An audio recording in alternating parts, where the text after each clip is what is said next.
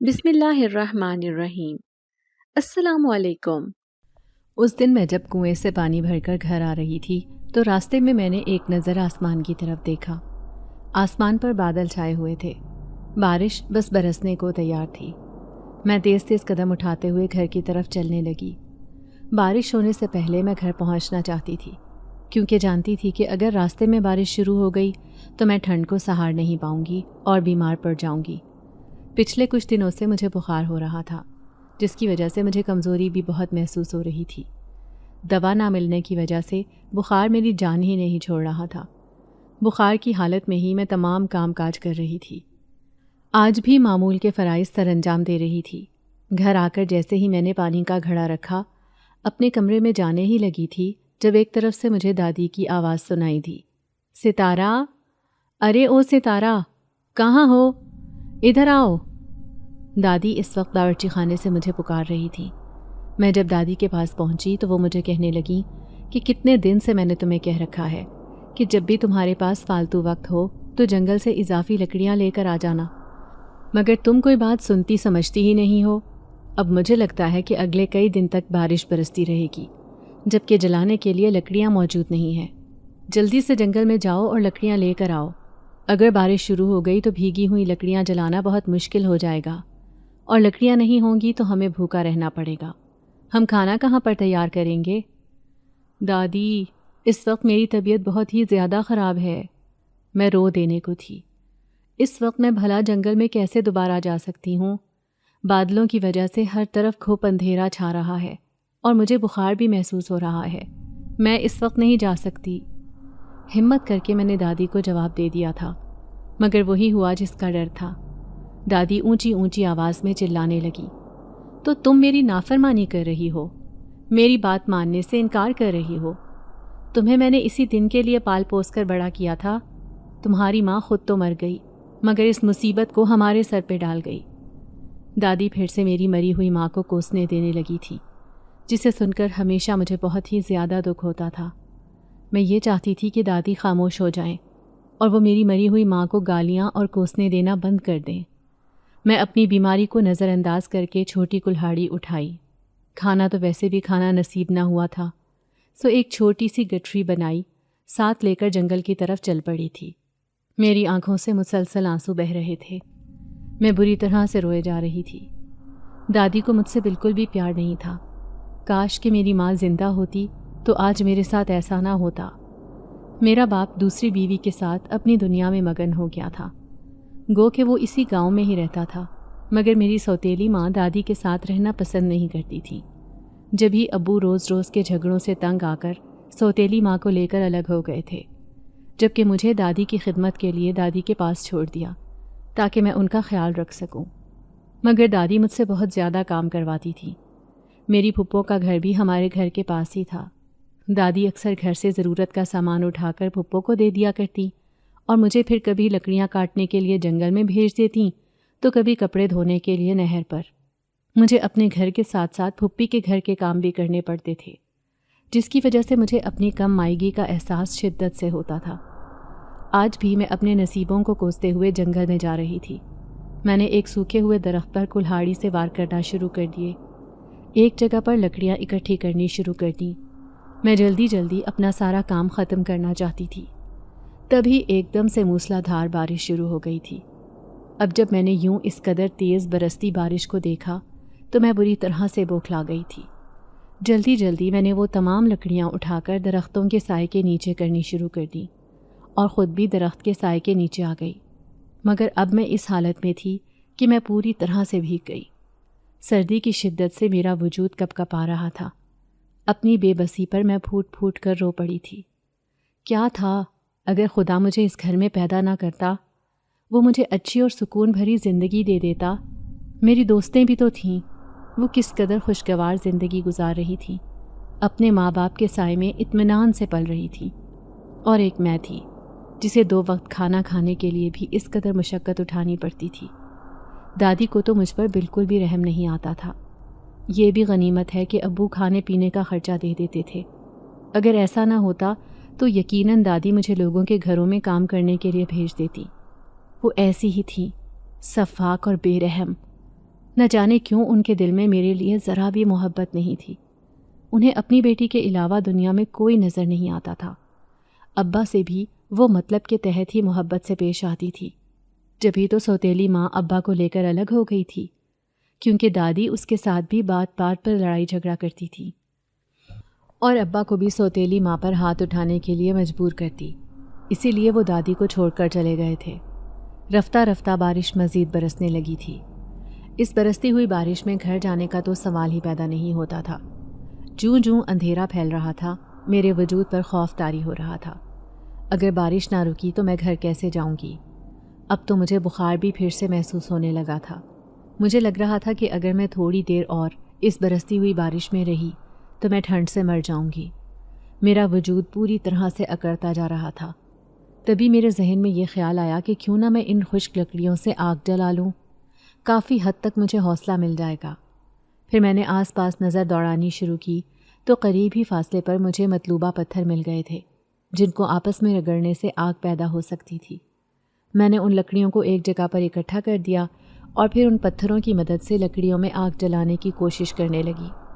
تھوڑی ہی دیر کے بعد مجھے اپنی اس کوشش میں کامیابی ہو گئی تھی۔ ان خشک لکڑیوں نے آگ پکڑ لی تھی۔ اب جب مجھے گرمائش پہنچی تو میرے احساسات اب پہلے سے بدلنے لگے تھے۔ مجھے ایک گونا سکون حاصل ہوا تھا۔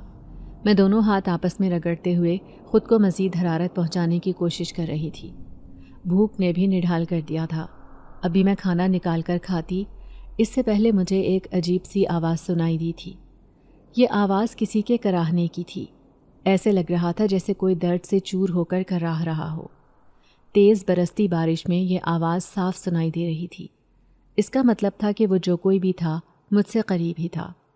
کافی دیر تو میں اس آواز کو نظر انداز کر کے اپنی جگہ پر بیٹھی رہی، مگر پھر میرے ضمیر نے یہ گوارا نہ کیا۔ میں اپنی جگہ سے اٹھ کھڑی ہوئی اور متلاشی نظروں سے ادھر ادھر دیکھنے لگی۔ کچھ فاصلے پر گھنے جنگلات کا سلسلہ شروع ہو جاتا تھا۔ وہاں پر میں بارش سے بچ سکتی تھی اور اس شخص کی آواز بھی وہیں سے آ رہی تھی۔ اب جب میں اس جگہ پر پہنچی تو میں نے دیکھا کہ ایک نوجوان زمین پر اوندھے منہ پڑا ہوا تھا اور یہ کراہنے کی آوازیں اسی کی ہی تھیں۔ وہ بری طرح سے زخمی تھا۔ شاید اس کے دشمنوں نے اس پر پیچھے سے وار کیے تھے۔ میں حیران رہ گئی کہ یہ نوجوان اس وقت یہاں پر کیوں کر موجود ہے؟ کس نے اس کی یہ حالت کی ہے؟ اس نے سفید رنگ کا ایک بڑا سا چولا پہن رکھا تھا، لیکن اس کے زخموں سے بہت زیادہ خون رس رہا تھا۔ اس کے ہاتھوں میں نگینے کی انگوٹھیاں موجود تھیں، جن سے وہ کسی ریاست کا شہزادہ معلوم ہو رہا تھا۔ مگر ایسے گھنے سے جنگل میں اس کا کیا کام تھا؟ اسے دیکھ کر میں عجیب عجیب سوچیں سوچنے لگی۔ میں نے اس نوجوان کو سہارا دے کر بٹھایا۔ اس نوجوان کے وجود پر کپ کپی طاری ہوئی تھی۔ وہ بہت بری طرح سے کانپ رہا تھا۔ اس کا مطلب تھا کہ اسے بھی ٹھنڈ لگی ہوئی تھی، اسے بھی آگ کی ضرورت تھی۔ میں بہت مشکل سے سہارا دے کر اسے اس جگہ پر لے کر آئی جہاں پر میں نے لکڑیاں جلائی تھیں۔ سہارا دے کر میں نے اسے زمین پر بٹھا دیا۔ اپنا دوپٹہ پھاڑ کر میں نے آہستہ آہستہ اس کے زخموں پر رکھنا شروع کیا تاکہ اس کا خون بند ہو جائے۔ پھر اس کی حالت کو بغور دیکھنے لگی۔ وہ ایک نوجوان لڑکا تھا جو بلا شبہ بہت ہی زیادہ حسین و جمیل تھا۔ اس کے چہرے پر چوٹوں کے نشان تھے، جنہیں دیکھ کر میرے دل میں اس کے لیے ایک حد تک رحم آ رہا تھا۔ میں پلکیں جھپکائے بنا اسے دیکھتی رہی تھی۔ بلا شبہ میں نے آج تک اتنا حسین انسان اپنی پوری زندگی میں نہیں دیکھا تھا۔ میرے پاس کھانے پینے کا تھوڑا سامان تھا جس سے میں اس کی بھوک مٹا سکتی تھی۔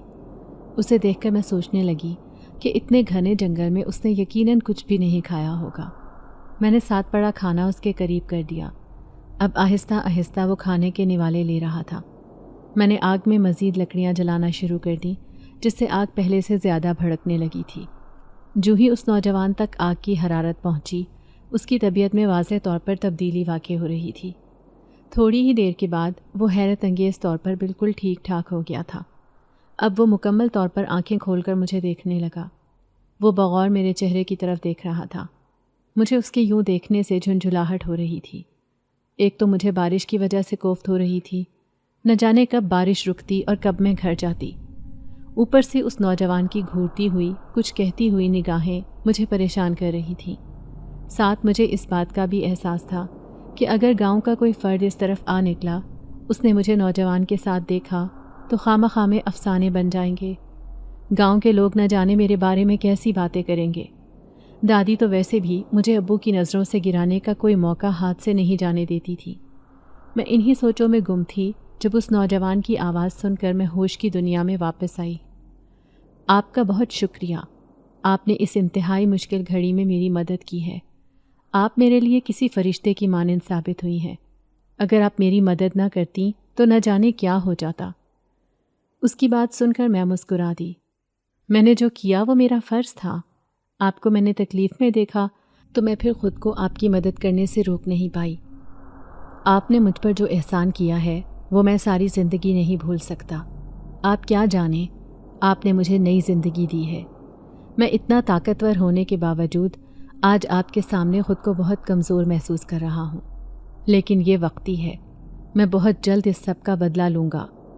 اس کی باتیں سن کر میرا دل خوش ہو گیا کہ میں نے کسی کی مدد کی، لیکن میں یہ بھی سوچ رہی تھی کہ وہ نوجوان حیرت انگیز حد تک بالکل ٹھیک ہو گیا تھا۔ محض آگ سینکنے کی وجہ سے اس کی تمام کپکپی دور ہو گئی تھی۔ پہلے تو اس کا جسم بے جان پڑ رہا تھا، مگر اب وہ بالکل ٹھیک ٹھاک معلوم ہو رہا تھا۔ وہ کہنے لگا، میں نے اپنی پوری زندگی میں اتنا لذیذ کھانا پہلے نہیں کھایا تھا۔ آپ کی دنیا کے کھانوں میں جو لذت ہے وہ شاید ہماری دنیا کے کھانوں میں نہیں ہے۔ اس کی بات سن کر میں تھوڑا پریشان ہو گئی تھی۔ اس کی دنیا کیا ہماری دنیا سے الگ تھی؟ اگر ایسا تھا تو وہ ہماری دنیا میں کیا کر رہا تھا؟ لیکن میں نے اس بات کو نظر انداز کر دیا اور فوراً سوچنے لگی کہ دادی جب بھی کچھ اچھا بناتی تھیں تو وہ پھپھو اور ان کے بچوں کے لیے چھپا کر رکھ دیا کرتی تھی۔ مجھے وہ ہمیشہ کھانے کے لیے دال ساگ ہی دیتی تھی۔ بہت وقت گزر جاتا تھا مجھے اچھا کھانا کھائے ہوئے۔ آج انہوں نے پھپھو کے گھر کی دعوت کا کھانا تیار کیا تھا۔ اسی وجہ سے میرے حصے میں بھی یہ سب آیا تھا جو میں نے اس نوجوان کو بھی کھلا دیا، جس میں گوشت کا سالن تھا اور چاول بھی۔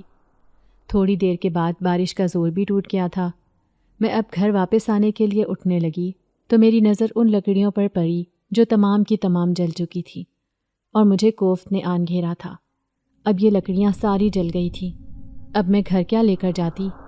دادی نے مجھے خالی ہاتھ دیکھا تو مجھے جان سے مار دینا تھا۔ میرے چہرے پر پریشانی کے سائے دیکھ کر وہ نوجوان مجھ سے پوچھنے لگا، کیا بات ہے؟ آپ کچھ پریشان لگ رہی ہیں؟ مگر میں نے اسے یہ بات بتانا مناسب نہیں سمجھا۔ یوں بھی گھر کے حالات میں کسی نوجوان پر کیسے آشکار کر سکتی تھی؟ میں بنا کچھ کہے سر جھکا کر گھر آ گئی تھی، اور وہی ہوا تھا جس کا ڈر تھا۔ دادی نے مجھے خالی ہاتھ گھر آتے دیکھا تو بے نقط سنا دی۔ مجھ پر یہ بھی الزام لگایا کہ میں نہ جانے کہاں پر تھی اور کس کے ساتھ گل چھرے اڑا رہی تھی۔ دادی کی باتیں سن کر مجھے بہت زیادہ رونا آیا تھا۔ وہ کیسے میری ذات کو تماشا بنا سکتی تھی، مجھ پر الزام لگا سکتی تھی؟ وہ پوری رات میری روتے ہوئے گزری تھی۔ موسم کے آثار بتا رہے تھے کہ اگلے کئی دن تک بارش اسی طرح سے تواتر سے برسنے والی ہے، اور وہ سب لوگ جنہوں نے بارش سے پہلے اپنا بندوبست کر لیا تھا ان کے گھر میں تو خیر تھی، مگر دادی میری جان کو آ گئی تھی۔ پھر اگلے دن تو انہوں نے مجھے برستی بارش میں بھی بھیج دیا۔ کہنے لگیں کہ ہر حال میں جنگل سے لکڑیاں کاٹ کر لے کر آؤ۔ مگر دادی، وہ لکڑیاں تو بھیگی ہوئی ہوں گی، ان کو لانے کا کیا فائدہ؟ ہم ان سے آگ نہیں جلا سکیں گے۔ مگر دادی میری کوئی بات سننے پر تیار ہی نہیں تھی۔ میں پھر مارے باندھے جنگل کی طرف کلہاڑی لے کر روانہ ہو گئی تھی۔ آج بھی میں بہت ہی زیادہ دکھی تھی، بری طرح سے رو رہی تھی۔ نہ جانے دادی کو مجھ پر رحم کیوں نہیں آتا؟ وہ کب سمجھیں گی کہ میں بھی انسان ہوں، مجھے بھی تکلیف ہوتی ہے، مجھے بھی دوسروں کے رویے ستاتے ہیں۔ میں تو ان کا اپنا خون ہوں، پھر وہ میرے ساتھ اس طرح سے کیسے پیش آ سکتی ہیں؟ طرح طرح کی سوچوں میں گم میں جنگل میں پہنچ گئی تھی، اور اب جیسے ہی میں نے درخت پر کلہاڑی رکھی تو مجھے کسی کی چیخ کی آواز سنائی دی تھی۔ ایک پل کو میں پریشان رہ گئی کہ یہ چیخ کی آواز کس کی تھی، مگر پھر میں نے اس بات کو نظر انداز کیا۔ پے در پے اس درخت پر وار کرنے لگی تھی۔ تھوڑی دیر کے بعد مجھے پھر سے وہی آواز سنائی دی تھی، جیسے کہ کوئی بہت تکلیف میں ہو۔ میں سٹپٹا کر ادھر ادھر دیکھنے لگی، مگر یہاں پر کوئی بھی نہیں تھا۔ جنگل میں ہر طرف خاموشی چھائی ہوئی تھی۔ میں اپنے کام میں مصروف ہو گئی۔ چھوٹی چھوٹی لکڑیاں میں نے ایک جگہ پر باندھ دی تھیں۔ تبھی مجھے دور سے ایک دھن سنائی دینے لگی۔ وہ دھن بہت ہی زیادہ سحر انگیز تھی۔ اسے سن کر میں اپنے ہوش و حواس کھونے لگی تھی۔ میرا دل چاہ رہا تھا کہ میں اس دھن کو قریب سے بیٹھ کر سنوں، اس کے بجانے والے کو دیکھوں کہ وہ کون ہے، کیسا ہے۔ اس سوچ کا آنا ہی تھا کہ میں خاموشی سے اس راستے پر چل پڑی جہاں سے مجھے اس دھن کی آواز سنائی دے رہی تھی۔ چلتے چلتے میں کافی دور نکل آئی تو وہاں پر ایک لڑکا تھا جس کی میری طرف کمر تھی، اور یہ دھن یقیناً وہی بجا رہا تھا۔ میں بے ساختگی سے اس کے سامنے آ کر کھڑی ہو گئی تو یہ دیکھ کر حیران رہ گئی کہ یہ وہی لڑکا تھا جس کی میں نے اس دن مدد کی تھی۔ اس وقت وہ آنکھیں بند کیے اس دھن کو مسلسل بجا رہا تھا اور میں اس کے سامنے بیٹھ کر اسے دیکھنے لگی تھی، مگر وہ ارد گرد سے بے نیاز ہو کر دھن بجانے میں مصروف تھا۔ کتنی دیر گزر گئی تھی، ایک دم اس لڑکے نے آنکھیں کھول کر مجھے دیکھا، پھر مسکرایا تو اس کی مسکراہٹ میں گویا ساری دنیا سمٹ کر آ گئی تھی۔ میں پلکیں جھپکائے بنا اسے دیکھتی رہی تھی اور وہ بھی مجھے دیکھتے ہوئے مسکرائے جا رہا تھا۔ پھر ایک دم وہ سنجیدہ ہو گیا، مجھے کہنے لگا کہ تمہیں اس درخت سے لکڑیاں نہیں کاٹنی چاہیے تھیں، یہ تم نے بہت بڑی غلطی کی ہے، تمہیں اس کا خمیازہ بھگتنا پڑ سکتا ہے۔ وہ ایک دم سنجیدہ آواز میں بولا تو میں اس کی بات سن کر حیران رہ گئی۔ اسے کیسے معلوم ہوا کہ میں اس وقت لکڑیاں کاٹ رہی تھی؟ جس درخت سے میں نے لکڑیاں کاٹی تھیں اس نے اسی درخت کی نشاندہی کی تھی، اور میں حیرت سے یہ سوچنے پر مجبور ہو گئی تھی کہ اس لڑکے کو یہ بات کیسے معلوم ہوئی۔ تب میرے ذہن میں وہ چیخ کی آواز گونج کر رہ گئی تھی۔ نہ جانے وہ لڑکی کون تھی جو یوں بری طرح سے چلائی تھی، اور اس کے ساتھ کیا ہوا تھا۔ میں نے اس سے بھی اس بات کا ذکر کر دیا۔ کیا تم نے ابھی کچھ دیر پہلے کسی کی آواز سنی تھی؟ ایسے لگ رہا تھا جیسے کوئی بہت تکلیف میں ہو۔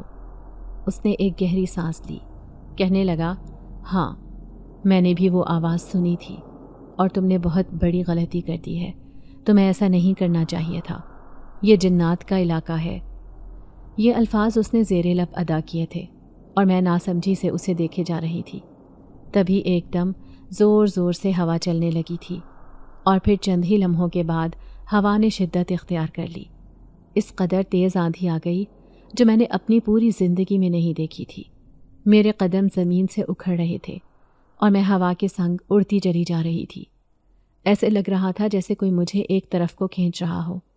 میں نے اپنے آپ کو روکنے کے لیے ایک درخت کو تھام لیا، مگر وہ درخت میرے ہاتھوں سے پھسلتا جا رہا تھا۔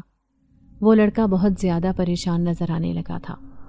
اس نے پھر میرا ہاتھ پکڑ لیا اور مجھے ایک طرف لے کر چلنے لگا، مگر میں چند قدم چلنے کے بعد ہی بری طرح سے ہانپ گئی تھی۔ بس کر دو، رک جاؤ، میں نہیں چل سکتی، اس ہوا سے مقابلہ کرنا میرے بس کی بات نہیں ہے۔ مجھے سمجھ نہیں آ رہی کہ یہ سب کیا ہے۔ آج سے پہلے میں نے اس قدر تیز آندھی اپنی پوری زندگی میں نہیں دیکھی۔ مگر اس لڑکے نے میری کسی بات کا جواب نہیں دیا۔ وہ مجھے لے کر چلنے لگا اور میں گھسٹتے ہوئے اس کے ساتھ جا رہی تھی۔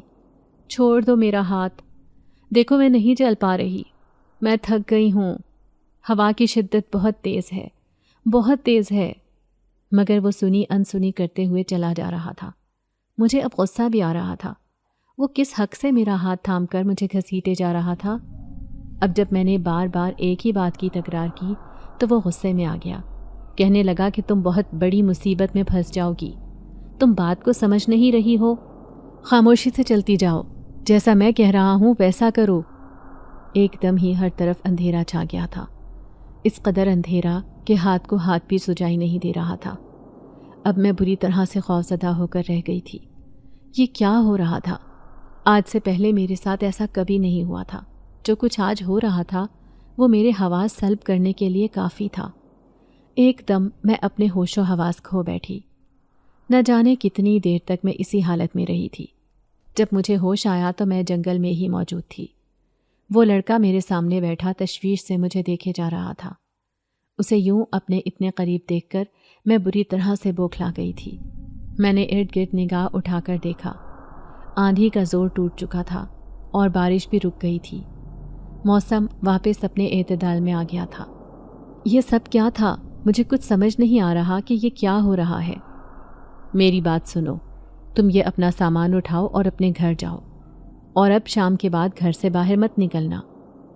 اس کی بات سن کر میں ایک بار پھر سے حیران رہ گئی، مگر میں جلد سے جلد گھر واپس آنا چاہتی تھی۔ جانتی تھی کہ اگر لیٹ گھر پہنچی تو دادی مجھ پر پھر سے غصہ کرے گی، اور میں دادی کو کوئی بات بنانے کا موقع نہیں دینا چاہتی تھی۔ گھر آئی تو خلاف معمول دادی کا موڈ بہت اچھا تھا، اور آج تو انہوں نے خود ہی کھانا بھی بنایا تھا اور بہت ہی پیار سے مجھے اپنے ہاتھوں سے کھانا بھی کھلایا۔ دادی کا یہ لاڈ بھرا رویہ دیکھ کر تو میں حیران رہ گئی تھی۔ مجھے یقین نہیں آ رہا تھا کہ دادی ایک دم اتنا کیسے بدل گئی ہیں۔ وہ تو میری شکل تک دیکھنے کی روادار نہیں تھی اور اب مجھ سے اس قدر پیار جتا رہی تھی۔ حیرت کی بات تھی۔ مگر پھر کھانا کھانے کے بعد میں اپنے کمرے میں آ کر لیٹ گئی تھی۔ سوچنے لگی کہ کاش اگر دادی شروع سے ہی میرے ساتھ ایسی ہوتی تو میری زندگی کتنی خوبصورت ہوتی۔ آج کتنے دن کے بعد میں پرسکون نیند سوئی تھی۔ سونے سے پہلے ایک بار پھر سے جنگل میں بیتنے والے واقعات میری نظر کے سامنے گھومنے لگے تھے، مگر نیند کی دیوی مجھ پر مہربان ہو چکی تھی اور میں بالآخر سو گئی۔ اگلے دن جب میں صبح سو کر اٹھی تو خلاف معمول آج صبح ہی صبح پھپھو ہمارے گھر میں موجود تھی، اور حیرت کی بات یہ تھی کہ آج وہ بھی میری بلائیں لے رہی تھی۔ آج ناشتہ بھی دادی نے خود ہی بنایا تھا اور مجھے بہت پیار سے انہوں نے ناشتہ کروایا۔ پھپھو بھی میری تعریفیں کر رہی تھی کہ یہ بہت اچھی بچی آئی ہے، کیسے اس نے پورے گھر کو سنبھالا ہوا ہے، جس گھر میں جائے گی جنت بنا کر رکھ دے گی۔ میں یہ سوچ کر حیران ہو رہی تھی کہ کل تک تو پھپھو اور دادی مجھے کوسنے دیتی تھی، مجھے کل موہی اور کن کن القابات سے نواز رہی تھی، مگر اب ایک دم کایا کیسے پلٹ گئی؟ اب انہیں ایک دم مجھ پر اس قدر پیار کیسے آنے لگا؟ وہ دن پھپھو نے ہمارے گھر میں ہی گزارا تھا۔ انہیں بار بار مجھ پر پیار آ رہا تھا۔ میں تو حیرت کے مارے بے ہوش ہوتے ہوتے بچی تھی۔ پھر شام کو دادی نے ابو کو بھی گھر میں بلا لیا تھا۔ آج ابو نے بھی مجھ سے بہت پیار سے بات کی تھی۔ ابو ہمیشہ یہاں پر تھوڑی دیر کے لیے آتے تھے اور پھر واپس چلے جاتے تھے، مگر وہ آج ہمارے گھر میں ہی رات بھر رکنے کے لیے آئے تھے۔ شام کو جب میں اپنے کمرے میں آنے لگی تو ابو نے مجھے کہا کہ اماں کے کمرے میں آنا، مجھے تمہارے ساتھ بہت ضروری بات کرنی ہے۔ ابو نے مجھ سے کیا بات کرنی ہے، میں یہی سوچتے ہوئے کمرے میں آئی تو سامنے دادی اور پھپھو بھی ابو کے ساتھ موجود تھیں۔ دادی اور پھپھو مجھے پیار بھری نظروں سے دیکھ رہی تھی۔ پھر ابو نے جب بات کرنی شروع کی تو تب میں بے یقینی سے انہیں دیکھتی جا رہی تھی۔ مجھے اپنے کانوں پر یقین نہیں آ رہا تھا کہ ایسا بھی ہو سکتا ہے۔ اب مجھے ساری بات سمجھ میں آ گئی تھی کہ دادی اور پھپھو بھلا کیوں کر مجھ سے اس قدر پیار جتا رہی تھی، کیونکہ ان کا اس میں مفاد وابستہ تھا۔ ابو مجھے کہنے لگے کہ تمہاری پھپھو رشید کے ساتھ تمہاری شادی کرنا چاہتی ہیں۔ ابو کی یہ بات سن کر میری آنکھوں کے سامنے اس اجنبی نوجوان کا چہرہ گھوم گیا تھا جو مجھے آج دوسری بار جنگل میں ملا تھا، اور جسے وہ خوبصورت دھن بجاتا دیکھ کر میں اپنا آپ بھول گئی تھی اور بے خودی کے عالم میں اسے دیکھتے رہنے پر مجبور ہو گئی تھی۔ وہ کس قدر حسین تھا، کسی کے دل میں بھی جگہ بنانے میں کامیاب ہو سکتا تھا۔ تم نے میری بات کا جواب نہیں دیا مہرین، میں تم سے کچھ پوچھ رہا ہوں۔ ابو کی بات سن کر میں ہوش کی دنیا میں آئی۔ مجھے ابو پر حیرت ہو رہی تھی کہ وہ یہ بات کیسے کہہ سکتے تھے۔ رشید پھپھو کا وہ بیٹا تھا جو نشہ کرتا تھا اور بچپن سے ہی برے کاموں میں پڑا ہوا تھا۔ کوئی بھی انسان اسے اپنی بیٹی دینے پر کبھی بھی تیار نہ ہوتا، اور پھپھو میری اس کے ساتھ شادی کرنے کے بارے میں سوچ رہی تھی، جبکہ میں اس سے عمر میں بھی 10 سے 12 سال چھوٹی تھی۔ دادی کہنے لگی، یہ میری بیٹی ہے، میری مرضی کے خلاف نہیں جائے گی۔ جب میں نے تمہیں کہہ دیا ہے کہ یہ رشید کے ساتھ شادی کرنے پر تیار ہے، اسے کوئی اعتراض نہیں ہے، تو کیا تمہیں میری بات پر اعتبار نہیں ہے؟ مگر میں فوراً سے بول پڑی، نہیں ابو، مجھے یہ شادی نہیں کرنی۔ دادی نے حیرت سے مجھے دیکھا۔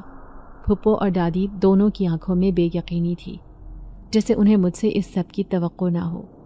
توقع تو مجھے بھی خود سے اس قدر بہادری کی نہیں تھی، مگر میں جانتی تھی کہ اگر ابھی میں خاموش رہی تو پھر ساری زندگی برباد ہو جائے گی۔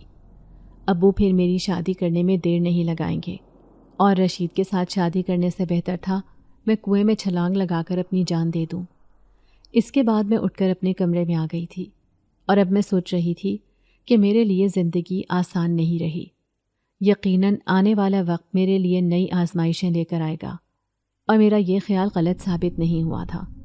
اگلے دن صبح سویرے ہی دادی نے مجھے اٹھا دیا تھا اور گھر کے کاموں میں لگا دیا تھا۔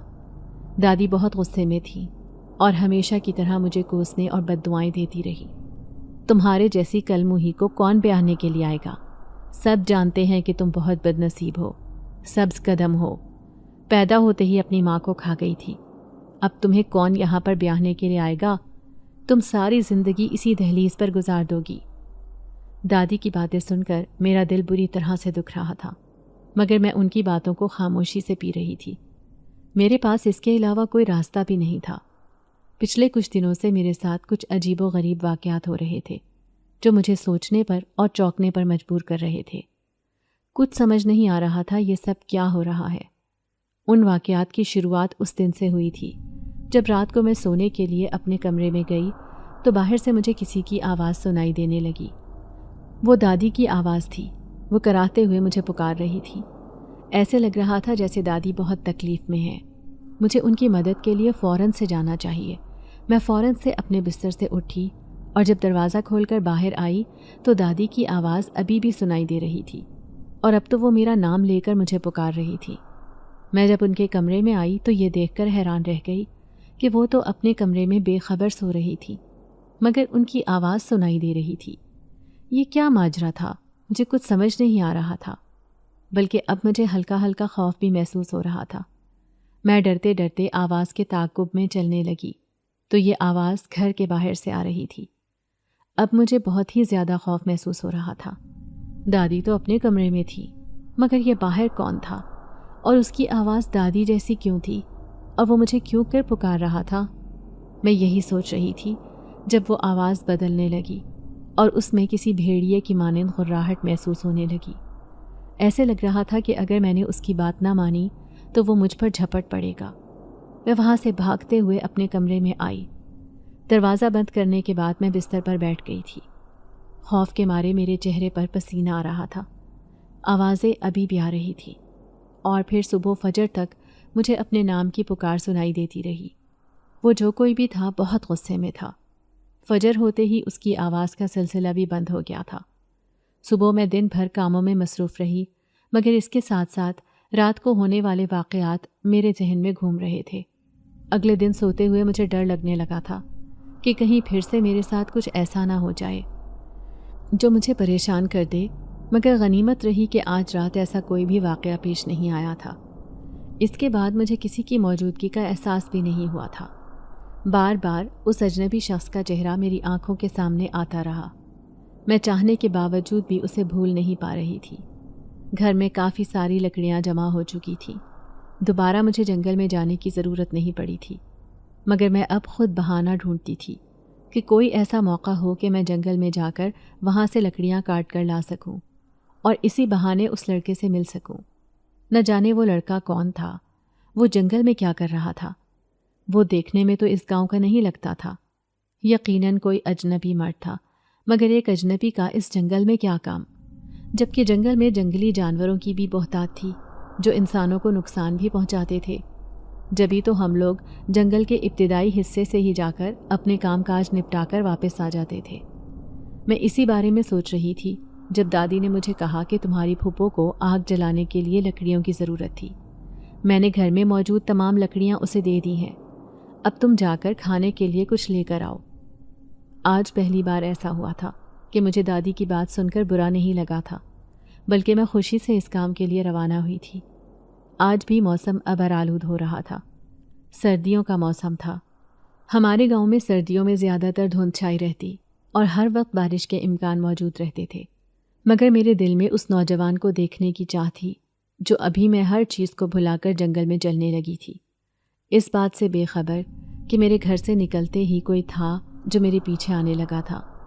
اور اب جب میں اپنی مطلوبہ جگہ پر پہنچی تو مجھے دور سے وہی دھن سنائی دینے لگی تھی۔ میں نے کلہاڑی وہیں پھینکی، خود بھاگتے ہوئے آواز کے تعاقب میں جانے لگی تھی۔ بھاگتے بھاگتے میں وہاں تک پہنچ گئی تھی جہاں پر وہ موجود تھا، اور وہ دھن بجا کر فضا میں اس کے سر بکھیر رہا تھا۔ میں پھر سے اس کے سامنے جا کر دو زانو ہو کر بیٹھ گئی تھی۔ سانس روک کر میں اسے دیکھے جا رہی تھی۔ کافی دیر گزر گئی تھی۔ اس نے آنکھیں کھول کر دیکھا اور پھر مجھے مسکراتے ہوئے کہنے لگا کہ میں تمہارا ہی انتظار کر رہا تھا، کیسی ہو؟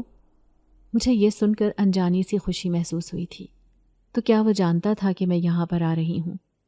اس کا مطلب تھا کہ اس کا دل بھی میرے بارے میں اسے گواہی دیتا تھا، اور یہ تو میرے لیے بہت اچھی بات تھی کہ اگر وہ بھی میرے لیے ویسا ہی سوچتا تھا جو میں اس کے لیے سوچتی تھی، مگر اگلے ہی پل یہ سوچ کر خوفزدہ ہو گئی کہ اگر دادی اور پھپھو نے میری شادی زبردستی رشید کے ساتھ کروانے کی کوشش کی تو کیا ہوگا۔ میں یہ سوچ ہی رہی تھی جب مجھے اپنے عقب میں کسی کی موجودگی کا احساس ہوا تھا۔ میں نے جب پلٹ کر دیکھا تو میری آنکھوں کے سامنے اندھیرا چھانے لگا تھا۔ وہاں پر رشید کھڑا تھا جو خونخوار نظروں سے مجھے گھورے جا رہا تھا۔ تم یہاں پہ کیا کر رہی ہو؟ میں نے ایک نظر پلٹ کر اس لڑکے کی طرف دیکھا، مگر یہ دیکھ کر میری آنکھیں حیرت سے پھٹی کی پھٹی رہ گئیں کہ وہاں پر اس لڑکے کا نام و نشان بھی موجود نہیں تھا۔ میں وہاں پر اکیلی تھی۔ مجھے یوں حیرت سے ادھر ادھر دیکھتا پا کر رشید نے مجھے دونوں بازوؤں سے پکڑ کر اپنے سامنے کھڑا کر لیا اور مجھے غصے سے گھورتے ہوئے کہنے لگا کہ کیا سوچ کر تم نے مجھ سے شادی سے انکار کیا ہے؟ مگر اس وقت میری جو حالت تھی وہ میں بیان نہیں کر سکتی۔ مجھے اس بات کا ڈر تھا کہ کہیں وہ اس اجنبی کو میرے ساتھ نہ دیکھ لے، مگر میں یہ دیکھ کر ڈر گئی کہ اچانک سے وہ لڑکا غائب کیسے ہو گیا تھا اور رشید نے سامنے ہوتے ہوئے بھی اسے کیوں کر نہیں دیکھا تھا۔ خوف سے میرے وجود کے رونگٹے کھڑے ہو گئے تھے، میرے چہرے کا رنگ زرد پڑ گیا تھا اور رشید میری یہ حالت دیکھ کر مسکرا دیا۔ اس کے لبوں پر مسکراہٹ آ گئی، کہنے لگا کہ تمہارا دل چڑیا جتنا ہے، تمہاری اتنی جرت نہیں کہ تم اتنا بڑا فیصلہ کر سکو۔ یقیناً امی اور نانی نے مجھ سے غلط بیانی کی ہے۔ تم مجھ سے شادی کرنے سے انکار کیسے کر سکتی ہو، جبکہ تم تو جانتی ہو کہ میں اس کی تمہیں تمہاری غلطی کی کتنی سنگین سزا دے سکتا ہوں۔ وہ خطرناک ارادوں سے میری طرف بڑھا تو اب کی بار مجھے خیال آیا کہ میں یہاں پر اس کے ساتھ اکیلے موجود ہوں، اور وہ جس قماش کا انسان ہے وہ کچھ بھی کر سکتا ہے، اس سے کسی بھی غلط کام کی امید رکھی جا سکتی ہے۔ دیکھو رشید، میرے پاس مت آؤ، اچھا نہیں ہوگا، میں کانپتی آواز میں بولی تو وہ زوردار قہقہا لگاتے ہوئے کہنے لگا، کیا کر لو گی تم، کیا بگاڑ لو گی؟ اب کی بار وہ غصے میں تھا اور مجھے سخت خوف محسوس ہو رہا تھا۔ یہاں پر میں اکیلی تھی، میری مدد کو کوئی بھی نہیں آ سکتا تھا، اور وہ جو یہاں پر موجود تھا وہ نہ جانے کہاں چلا گیا تھا۔ اس سے پہلے کہ رشید مجھے ناپاک عزائم سے جھوتا، اچانک اسے زوردار دھکا لگا اور وہ پیٹ کے بل زمین پر گر گیا تھا۔ خوفزدہ نظروں سے ادھر ادھر دیکھنے لگا، کانپتی ہوئی آواز میں کہنے لگا، کون ہے یہاں پر؟ مگر ایسے لگ رہا تھا جیسے کوئی اس کی بری طرح سے پٹائی کر رہا ہو اور وہ اپنے آپ کو بچانے کی کوشش کر رہا ہو۔ یہ سارا تماشا دیکھ کر میں بری طرح سے ڈر گئی تھی۔ میں فوراً وہاں سے بھاگی اور سیدھا گھر آ کر سانس لیا تو دادی مجھے دیکھ کر پھر سے غصے میں آ گئی۔ تمہیں میں نے لکڑیاں لینے کے لیے بھیجا تھا، تم اسی طرح سے منہ اٹھا کر آ گئی ہو، اور یہ کیا ہوا ہے تمہیں؟ تمہاری یہ حالت کس نے کی ہے؟ وہ مجھے مشکوک نظروں سے دیکھنے لگی اور میں ان کی نظروں سے بچتے ہوئے اپنے کمرے میں آ گئی تھی۔ دادی اونچی اونچی آواز میں چلانے لگی تھی، مگر میں کان لپیٹے ان کی تمام باتوں کو سن رہی تھی۔ جو کچھ آج میرے ساتھ ہوا تھا وہ مجھے خوفزدہ کرنے کے لیے کافی تھا، اور پھر کافی دیر گزرنے کے بعد پھپھو گھر میں آئیں تو دادی ان کے ساتھ چلی گئی تھی۔ شام ڈھلے دادی کی گھر واپسی ہوئی تو انہوں نے سنجیدہ نظروں سے مجھے دیکھا اور پھر بنا کچھ کہے اپنے کمرے میں چلی گئیں۔ دادی کی یہ خاموشی مجھے حیران کر رہی تھی، ورنہ میں تو سوچ رہی تھی کہ وہ واپس آ کر مجھے ڈانٹ ڈپٹ کریں گی، مجھ پر غصہ کریں گی، مگر ایسا نہیں ہوا تھا۔ انہوں نے مجھ سے کسی بارے میں بھی باز پرس نہیں کی تھی۔ مجھے لگا تھا کہ رشید اس لڑکے کے بارے میں بتا دے گا، اور وہ تو 2 کی 4 لگا کر ابھی ابو کو بلا کر مجھ سے بدظن کرنے کی کوشش کریں گی۔ ابو زبردستی میرا رشید کے ساتھ نکاح کر دیں گے، مگر غنیمت ہوا کہ ایسا کچھ بھی نہیں ہوا تھا۔ ہر طرف اندھیرا پھیلا ہوا تھا جب رشید اور پھپھو گھر میں آئے تھے۔ رشید کو بہت زیادہ چوٹیں آئی تھیں اور اس کے چہرے پر بھی زخموں کے نشانات تھے۔ اس نے گھورتے ہوئے مجھے دیکھا اور پھپھو بھی مجھے گھورتے ہوئے دادی کے کمرے میں چلی گئیں۔ ان لوگوں کی خاموشی اور پراسرار رویہ مجھے پریشان کر رہا تھا۔ اتنا مجھے اندازہ تھا کہ وہ لوگ مجھے کوئی بھی نقصان پہنچا سکتے ہیں، کیونکہ ان لوگوں کے دل میں بھی میرے لیے محبت یا انس نام کی کوئی چیز نہیں تھی۔ میں پریشان تھی، کیا کروں؟ ابا سے بات کرنا چاہتی تھی، مگر ابا سے بات کرنے کا میرے پاس کوئی ذریعہ نہیں تھا۔ رات کو پھپھو مجھے بلانے آئیں تو میں خاموشی سے پھپھو کے ساتھ ان کے کمرے میں چلی آئی۔ تب دادی مجھے غصے سے کہنے لگی کہ آج تمہارا رشید کے ساتھ نکاح ہے، اپنے آپ کو ذہنی طور پر تیار کر لو، آج تمہیں میں نکاح کر کے رشید کے ساتھ رخصت کر دوں گی۔ دادی کی بات سن کر میرے پاؤں کے نیچے سے زمین نکل گئی۔ کیسی باتیں کر رہی ہیں آپ دادی؟ اور بغیر میری مرضی کے آپ اتنا بڑا فیصلہ کیسے کر سکتی ہیں؟ اور ابا کی بھی تو اس میں مرضی نہیں ہے، اور ابا کی غیر موجودگی میں یہ نکاح کیسے ہو سکتا ہے؟ مگر میری بات میرے منہ میں ہی رہ گئی تھی۔ پھپھو نے میرے چہرے پر ایک زوردار تھپڑ لگایا۔ ایسے بڑوں کے سامنے زبان نہیں چلاتے، تم اپنے آپ کو اس سب کے لیے ذہنی طور پر تیار کر لو۔ اگر تم نے نکاح خاں کے سامنے اس نکاح سے انکار کیا تو ہم سے برا کوئی نہیں ہوگا۔ تم نہیں جانتی کہ ہم لوگ کیا کر سکتے ہیں۔ یہ معاملہ میری زندگی کا تھا۔ یہاں پر اگر میں آج ان سے ڈر جاتی تو پھر ساری زندگی ان سے دب کر گزارنی پڑتی، جو کہ میں نہیں چاہتی تھی۔ آپ کیا کر لیں گی؟ میں انکار کروں گی۔ پھپھو میں یہ شادی نہیں کروں گی، کچھ بھی ہو جائے، اور میں ابا کے پاس جا رہی ہوں، انہیں آپ کے بارے میں بتانا چاہتی ہوں۔ مگر پھپھو نے میرا بازو پکڑ کر مجھے صوفے پر پھینک دیا۔ کہنے لگی کہ اماں، اگر یہ ہماری بات نہیں مانے گی تو اس کے ساتھ بھی وہی سلوک کرنا پڑے گا جو اس کی ماں کے ساتھ کیا تھا۔ دادی کے چہرے پر بھی سختی نظر آنے لگی تھی۔ ہاں، جیسے میں نے اس کی ماں کے منہ پر تکیہ رکھ کر اس کا سانس گھونٹ کر اسے مار دیا تھا، وہی کام میں اس کے ساتھ بھی کروں گی، اور اس کے باپ کو کہہ دوں گی کہ اس نے خودکشی کر لی ہے۔ یہ کہہ کر پھپھو اور دادی میری طرف خوفناک تیوروں سے بڑھنے لگی تھی۔ میں بری طرح سے چلانے لگی اور اپنا بچاؤ کرنے کی کوشش کرنے لگی، مگر ان دونوں پر کوئی اثر نہیں ہو رہا تھا۔ تبھی دروازے سے جو چہرہ نمودار ہوا اسے دیکھ کر میری جان میں جان آئی تھی۔ وہیں پر پھپھو اور دادی اسے دیکھ کر حیران پریشان رہ گئی تھی۔ میں بھاگتے ہوئے ابو سے لپٹ گئی۔ ابو، یہ لوگ مجھے جان سے مار دیں گے۔ ابو، آپ کو پتہ ہے کہ امی کی جان بھی انہوں نے ہی لی تھی۔ ابو کے چہرے پر سختی والے تاثرات تھے۔ وہ کہنے لگے، میں نے سب کچھ سن لیا ہے۔ میں جان گیا ہوں کہ میری بیوی کی جان کیسے گئی۔ میں کبھی سوچ بھی نہیں سکتا تھا کہ میری ماں اس قدر شفاق بھی ہو سکتی ہے، وہ ایسا بھی کر سکتی ہے۔ دادی نے اپنی صفائی میں بولنے کی بہت کوشش کی، مگر ابو نے ایک بھی نہیں سنی۔ ابو نے مجھے صاف کہہ دیا کہ اپنے کپڑے سمیٹو اور میرے ساتھ میرے گھر پہ چلو، اب میں تمہیں یہاں پر ایک پل کے لیے بھی نہیں چھوڑوں گا۔ یہ سن کر دادی کے ہاتھ پاؤں پھول گئے تھے۔ وہاں پر تمہاری بیوی اس کو رہنے نہیں دے گی۔ ابو کہنے لگے کہ اگر اسے میری بیٹی کی ذات سے کوئی مسئلہ ہوا تو میں اسے گھر سے باہر نکال دوں گا۔ میں نے اپنی بیٹی پر بہت ظلم کیا۔ یہ ماں سے تو محروم ہو ہی گئی تھی، میں نے اسے باپ سے بھی محروم کر دیا۔ اب میں اپنی ساری غلطیوں کا کفارہ ادا کروں گا۔ میں اپنی بیٹی کو اپنے ساتھ لے کر جاؤں گا۔ دادی کے لاکھ روکنے کے باوجود بھی ابو مجھے لے کر اپنے گھر آ گئے تھے، اور دادی کے کہنے کے مطابق سوتیلی ماں نے مجھے دیکھ کر ناک بھوں چڑھائی تھی۔ ابا پر زور دیتی رہی کہ وہ مجھے واپس چھوڑے۔ تب ابو اسے بھی ایک بار غصے سے دھاڑ کر بولے کہ اگر تم نے میری بیٹی کو کچھ کہا تو میں تمہیں گھر سے باہر نکال دوں گا۔ ابو کی دھمکی کارگر ثابت ہوئی اور میری سوتیلی ماں وہیں پر خاموش ہو کر بیٹھ گئی۔ دوبارہ اس نے میری ذات پر کوئی سوال نہیں اٹھایا تھا۔ مجھے ابو کے گھر میں آئے ہوئے کافی دن بیت گئے تھے۔ دوبارہ مجھے گھر سے باہر نکلنے کا موقع نہیں ملا تھا، اور نہ ہی میں نے اس لڑکے سے پھر کبھی بات کی تھی، مگر میرے حواسوں پر ہر وقت وہی مسلط رہتا تھا۔ پچھلے دنوں جو میرے ساتھ واقعات بیت رہے تھے وہ بار بار میرے ذہن میں گونجنے لگتے، اور میں سوچ میں پڑ جاتی کہ وہ سب کیا تھا، وہ لڑکا کون تھا۔ مجھے بہت یاد آتا تھا۔ اس دن میں نے اسے اپنے گھر کے آنگن میں دیکھا تو میں حیران رہ گئی تھی۔ چاندنی رات تھی، اور مجھے چاندنی رات میں چاند کا نظارہ کرنا بہت اچھا لگتا تھا۔ میں کمرے سے نکل کر چھت پر آ گئی تھی۔ ہر طرف خاموشی چھائی ہوئی تھی، سب لوگ سو رہے تھے۔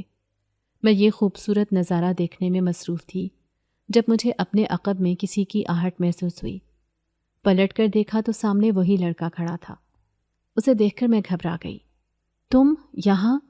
اگر ابو نے دیکھ لیا تو غضب ہو جائے گا، تم یہاں سے چلے جاؤ۔ مگر وہ تو جیسے کچھ سن ہی نہیں رہا تھا۔ کتنے ٹائم کے بعد تمہیں دیکھا ہے، تمہیں دیکھ کر میری نظریں سیراب نہیں ہو رہی، دل چاہ رہا ہے تمہیں بار بار دیکھتا رہوں۔ یہاں پر مجھے اسے دیکھ دیکھ کر حیرت ہو رہی تھی۔ دیکھو، اگر یہاں پر تمہیں کسی نے دیکھ لیا تو غضب ہو جائے گا۔ وہ میری بات پر مسکرا دیا تھا۔ مجھے کوئی بھی تمہارے علاوہ نہیں دیکھ سکتا، جس طرح اس دن تمہارے کزن نے مجھے نہیں دیکھا تھا، اسی طرح سے اس وقت بھی میں سب کی نظروں سے روپوش ہوں۔ تمہیں دیکھنے کو، تم سے ملنے کو دل کر رہا تھا، تبھی میں آ گیا۔ اس کی باتوں پر میں حیران رہ گئی۔ بھلا ان باتوں کا کیا مطلب تھا؟ تبھی میری سوتیلی ماں بھی چھت پر آ گئی۔ وہ شاید یہ سنگن لینے کے لیے آ گئی تھی کہ میں چھت پر کیوں کر آئی ہوں۔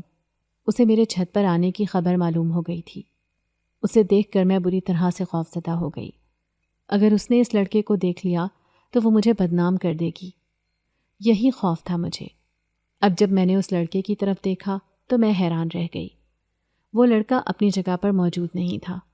میں فوراً سے اپنے کمرے میں آ گئی۔ میرا سانس تیز تیز چل رہا تھا۔ یقین نہیں آ رہا تھا کہ جو دیکھا ہے وہ کیا ہے۔ وہ لڑکا انسان ہے یا کچھ اور؟ پھر اس کے بعد 2 سے 3 بار پھر ایسا ہی ہوا تھا۔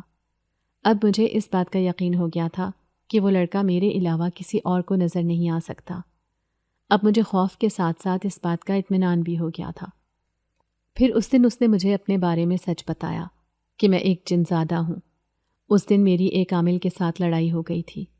اس نے مجھ پر جادو کر دیا تھا اور میری تمام طاقتیں ختم ہو گئی تھی۔ اس وقت مجھے حرارت کی ضرورت تھی، مگر میرے تمام ساتھی مجھ سے دور تھے۔ میری حالت کے بارے میں کوئی نہیں جانتا تھا۔ اس دن اگر تم مجھے آگ جلا کر حرارت نہ پہنچاتی اور وہ کھانا نہ کھلاتی تو میں آج تمہارے سامنے زندہ نہ ہوتا۔ ایک طرح سے تمہارا مجھ پر احسان ہے کہ تم نے مجھے دوبارہ زندگی دی۔ پھر اس نے مجھے مزید بتایا کہ اس دن میں نے اس درخت پر کلہاڑی کے وار سے ایک جن زادی کو زخمی کر دیا تھا۔ وہ جن زادی میری دشمن بن گئی تھی۔ وہ میری جان لینا چاہتی تھی، مگر اسی جن زادے کی وجہ سے وہ جن زادی مجھے کبھی نقصان نہیں پہنچا سکی تھی۔ آج اس بات کو کتنے ہی سال گزر گئے ہیں۔ اب میں اپنے گھر میں خوش ہوں۔ میں شادی شدہ ہوں۔ میں آج بھی اس کو بھول نہیں پائی ہوں۔ میری دادی بھی اب اس دنیا میں نہیں رہی۔ پھپھو کو بھی اپنی غلطیوں کا احساس ہو گیا ہے۔ انہوں نے مجھ سے ہاتھ جوڑ کر معافی مانگی ہے۔ آج میں اپنے بچوں اور شوہر کے ساتھ اپنے گھر میں رہ رہی ہوں، مگر میرے دل میں آج بھی وہ زندہ ہے۔ اگر آپ کو آج کی ہماری کہانی پسند آئی ہے تو اسے لائک کیجیے اور اپنے پیاروں کے ساتھ شیئر کیجیے۔ اور ہاں، اگر آپ نے ابھی تک ہمارا چینل سبسکرائب نہیں کیا تو ضرور کیجیے۔ ملتے ہیں کل ایک نئی اور دلچسپ کہانی کے ساتھ۔ تب تک کے لیے اللہ حافظ۔